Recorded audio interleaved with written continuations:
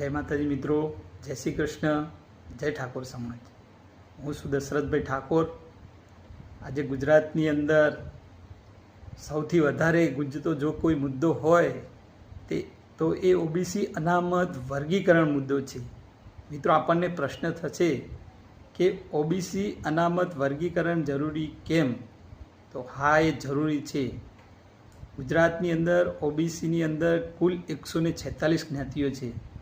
એમાંથી અત્યાર સુધી ઓબીસી અનામતનો લાભ જે 20 સમૃદ્ધ જ્ઞાતિઓ છે તે 80થી 85% લઈ જાય છે।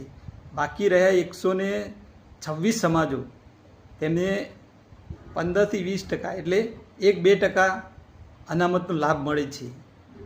તો ગુજરાત સરકારને અમારી નમ્ર વિનંતી છે કે ઓબીસી અનામતની અંદર 2 ભાગમાં ફાળવણી કરે। जय माता जी। गणपति ठाकुर, गांव वामत, तालुको कड़ी, जिल्लो महेसाणा। ठाकुर सेना पूर्व उपप्रमुख, कड़ी तालुको। अखिल गुजरात ठाकुर विकास संघ पूर्व महामंत्री।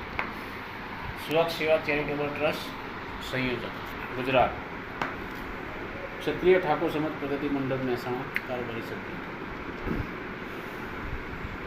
ठाकुर समाज माटे आजना समय में सौथी महत्वनो मुद्दो ओबीसी वर्गीकरण। हालना समय में ओबीसी अनामत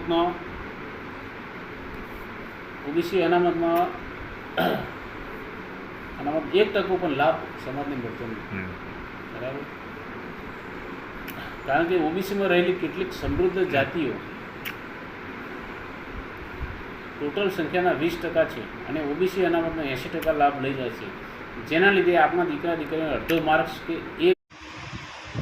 जय माताजी मित्रों, हूँ जयेश ठाकोर पाटण थी। ठाकोर समाज माटे आजना समय में गुजरात में सौथी महत्वनो कोई मुद्दो होय तो ते मुद्दो छे ओबीसी वर्गीकरण। अमारा समाजना ओबीसी समाज में 1% लाभ मळतो नथी। कारण के ओबीसी